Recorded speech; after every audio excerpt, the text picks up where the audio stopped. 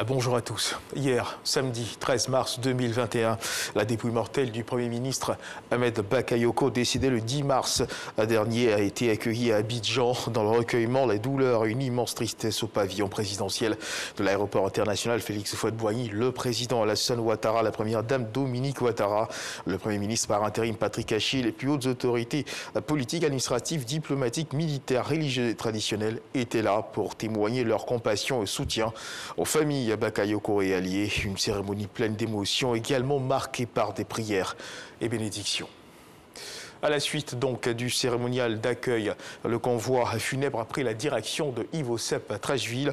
En chemin, des milliers d'Ivoiriens sont sortis pour accueillir la dépouille mortelle du Premier ministre. Mahama Traoré nous décrit l'ambiance qui a prévalu tout au long de ce trajet. Il n'y avait pas assez de place pour tout le monde ce samedi dans l'enceinte du pavillon présidentiel de l'aéroport Félix Houphouët-Boigny. C'est donc depuis les écrans géants installés aux abords que les populations ont suivi en direct le cérémonial d'accueil de la dépouille mortelle du Premier ministre Ahmed Bakayoko en provenance d'Allemagne.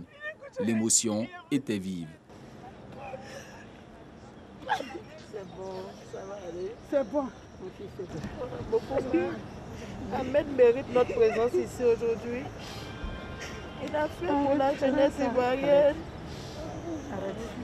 Que le Seigneur ait pitié de son âme. Trop dépassé. Je ne sais pas quoi dire. Ça me fait mal. Nous tenons à saluer tous les Ivoiriens qui sont présents ici à l'aéroport pour montrer à combien de fois ils ont l'affection du Premier ministre Ahmed Bakayoko.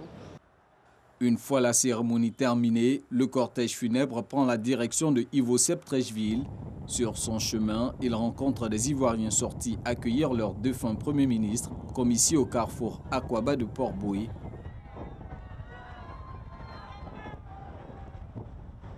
Par endroits, la dépouille mortelle est acclamée. C'est le cas au niveau du camp commando de Koumassi, aussi au grand carrefour de Koumassi. Les populations expriment ainsi leur reconnaissance envers un grand commis de l'État, une personnalité connue pour sa générosité et sa proximité. Après un quart d'heure de parcours, le cortège funèbre arrive à destination. Impuissants et affligés, des milliers d'Ivoiriens rassemblés là ne cessent de pleurer le disparu.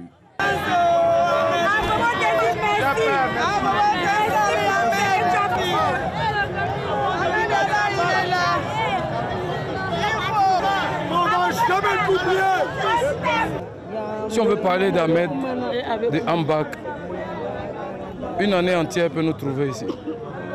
Il a tellement de qualités. Mais on n'en dira pas plus. On va juste l'accompagner jusqu'à sa dernière demeure. On ne s'y attendait pas. Et voilà, c'est arrivé. Tout ce que nous pouvons dire, c'est d'apaiser la jeunesse. C'est Dieu qui a donné Ahmed, c'est Dieu qui l'a repris. Prochaine articulation de ces obsèques, l'hommage de la nation, prévu mercredi prochain au palais présidentiel. Et dans l'actualité également, la ministre de la Solidarité, de la Cohésion sociale et de la lutte contre la pauvreté, Mariette Koné, s'est rendue au centre hospitalier universitaire de Cocody pour se faire vacciner contre la Covid-19. Par ce geste, la ministre veut donner l'exemple et exhorter les populations vulnérables à se faire vacciner afin de stopper la progression de cette pandémie.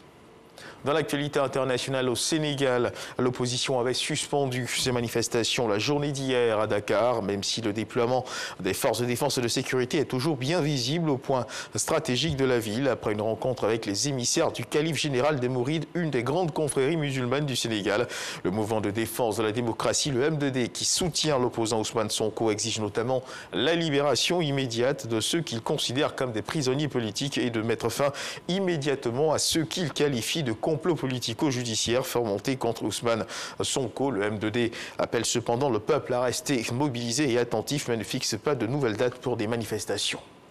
En Centrafrique, c'est aujourd'hui jour de vote dans le pays. Près de 1,8 million de Centrafricains sont appelés à élire leurs députés.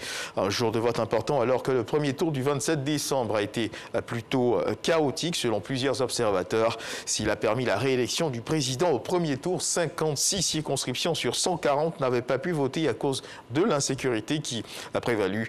En tout, 118 circonscriptions vont voter ce dimanche 14 mars.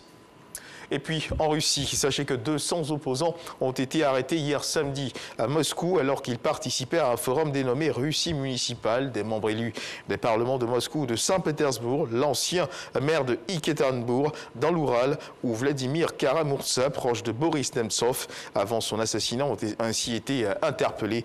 Officiellement, les arrestations ont été causées par la violation des règles sanitaires d'une part et d'autre part parce que l'organisateur de cette réunion, les démocrates unis, est une organisation dont les activités sont indésirables en Russie car elle a été fondée par l'oligarque en exil Mikhail Khodorkovsky.